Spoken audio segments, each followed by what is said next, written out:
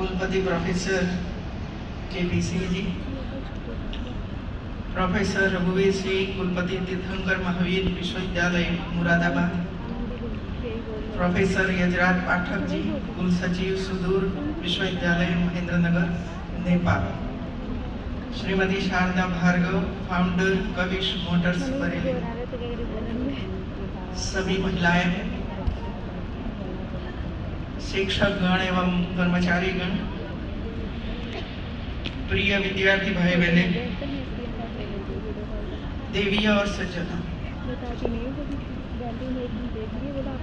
महात्मा ज्योतिबा फुले रुहेलखंड विश्वविद्यालय बरेली के राष्ट्रीय उद्यमशील महिला summit, Rohilkhand incubation foundation, digital Panchal भवन, स्टूडेंट ई कॉर्नर, विश्वविद्यालय छात्र सहायता केंद्र, डायरेक्टरेट ऑफ इंटरनेशनल रिलेशन भवन एवं माइक्रो इरिगेशन सिस्टम आधारित भवन के लोकार्पण समारोह में आप सभी के मध्य उपस्थित होकर मुझे अत्यंत प्रसन्नता हो रही है।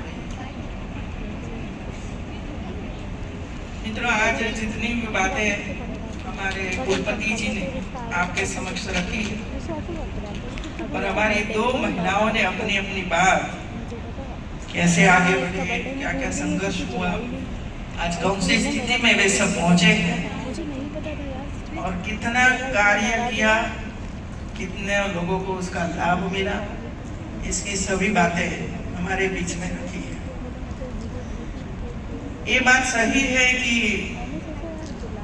आज से 40 साल पहले की बात करो या 50 साल पहले की बात करो तो महिलाओं के लिए पढ़ने की व्यवस्था भी नहीं थी। खेती करना, घर का कामकाज करना और पूरा जीवन व्यतीत करना यही था। मैं कोई अलग महिला नहीं हूँ, मुझे भी वो झेलना पड़ा, लेकिन मैं बात करना नहीं चाहती हूँ। लेकिन अब समय बदल गया है और समय जब बदला है तब इसका लाभ उठाना, स्वयं का विकास करना, परिवार में जो हो बेटा बेटी उसका विकास करना और इसके आगे जाकर अपना व्यक्तित्व का विकास करना और साथ में समाज का काम करना, जो आप चाहे या तो जो आप में रुचि हो इस हिसाब से आप करिए। मैं इधर आई तब एक स्कूल में जाकर आई, क्या आप सबको पता है? दिव्यांग बच्चों के लिए एक काम शुरू किया, कोई महिला है हमारे जैसे, लेकिन विचार कैसा आता है ये प्रश्न मैंने पूछा कि आपको विचार कैसे आया? तो उसने वही बताया कि पति का देहांत हो गया 97 में। फिर मैंने सोचा कि बच्चे तो बड़े हो गए हैं, अपने अपने तरीके से काम कर रहे हैं, मैं घर में अकेली बैठी हूँ, सशक्त हूँ, कुछ करना चाहती हूँ, तो किसके लिए क्या काम करूँ?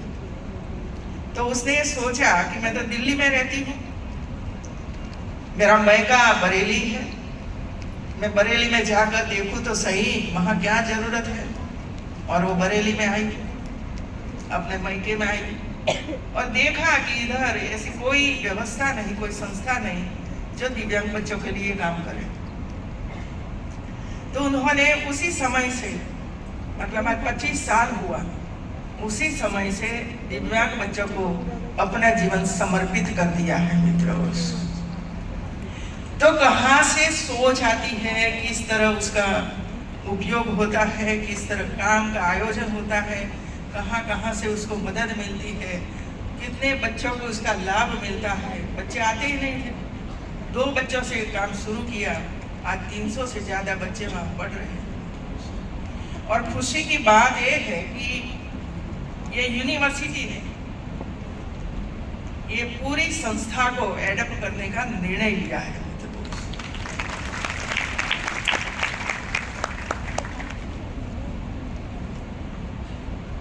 आज ये संस्था 10वीं कक्षा तक आगे जाना है 12वीं तक, साइंस भी लेना है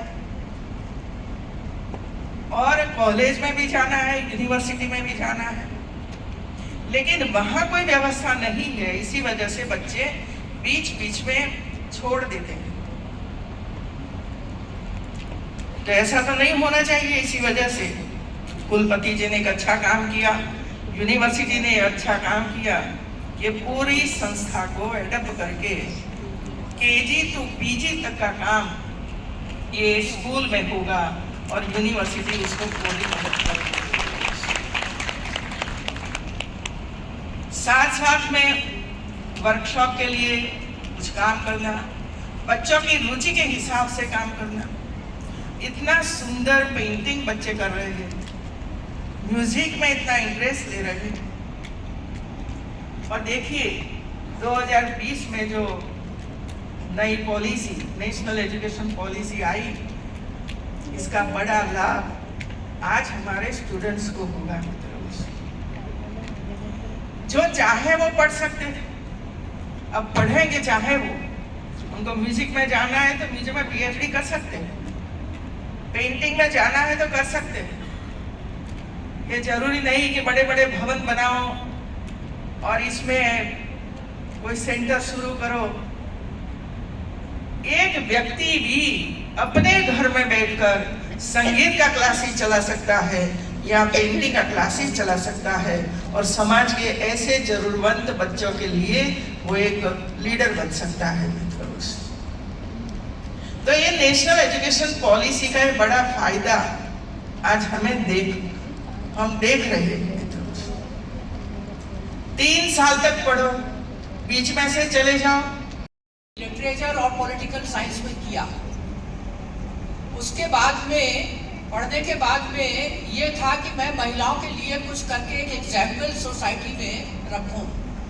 तो मैंने सन 80 में अपने को एक गैस एजेंसी में मैनेजर के पद पे 1200 रुपए महीने की सैलरी से काम शुरू किया। 82 में मुझे एक गैस एजेंसी इंडियन की मिली जनरल कैटेगरी में। मैंने उसको संभाला और संभालने के बाद में उस एलपीजी एसोसिएशन की वाइस प्रेसिडेंट और बरेली एसोसिएशन मंडल की प्रेसिडेंट में रही। ऐसा है, लेकिन इसको करने के लिए मुझे बड़ी प्रॉब्लम आई गैस एजेंसी को, क्योंकि उस समय 82 में जो थे, कई साल बाद गैस के जो है वो खुले थे कनेक्शन, तो इतनी भीड़ होती थी 100-150 लोगों की कि जिनको मैनेज करना मुश्किल होता था।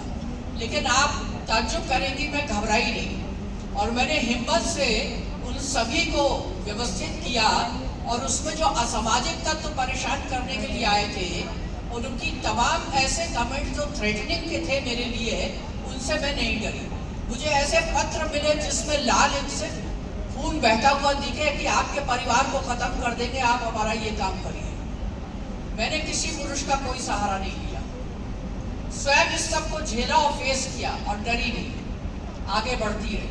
गैस एजेंसी को मैंने सक्सेसफुल चलाया और मैं ये सोचती रही कि अब मुझे और क्या करना चाहिए। तो मैंने उन दिनों बड़ा ही पॉपुलर था कि मारुति आई है